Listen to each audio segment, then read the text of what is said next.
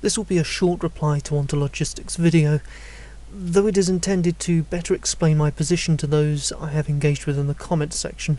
I'm afraid that I've done a rather poor job of expressing myself there, and suspect that we are not in any great disagreement at all. As such, this is not intended to be an exhaustive or particularly thorough treatment. The initial thrust of this video is to claim that consciousness is somehow a non-physical thing. The author sets about the task by trying to establish that the objects of subjective experience have some non-physical ontological status. The argument from irreducibility is that a man who has never seen the colour red could be given a complete description of the physical properties of light waves at that frequency, along with the physical effects on the sensory organs and neurons in the brain, and yet, when presented with the colour for the first time, may still not recognise it as red. We can also do this with other experiences such as emotions. If a person who has never experienced love is given a complete physical account of the neurological and biochemical conditions of love, that person will still not know what it is to be in love and cannot empathise with someone who is in love.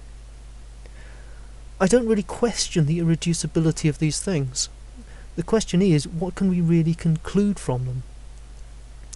The video's author seems to make a bit of a leap here and concludes that because of the irreducibility of such things as red as we experience it, they must somehow have a reality in addition to that described in objective terms.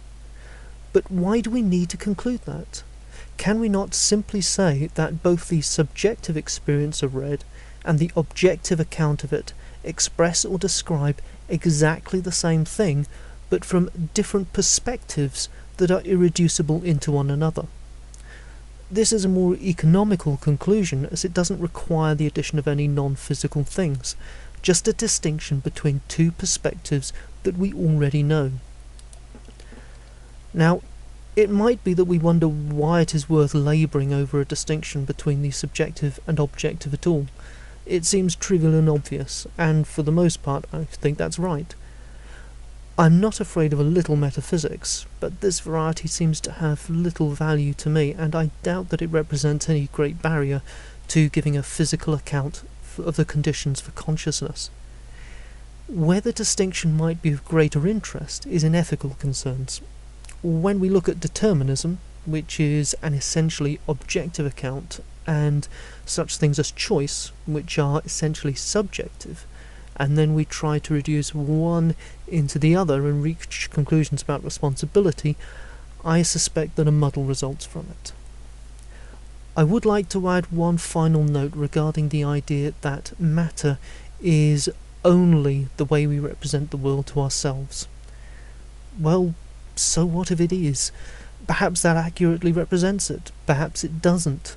The point is that if that's the way we experience the world, then that is all we've got to work with. Speculating beyond that is a rather pointless and unenlightening exercise.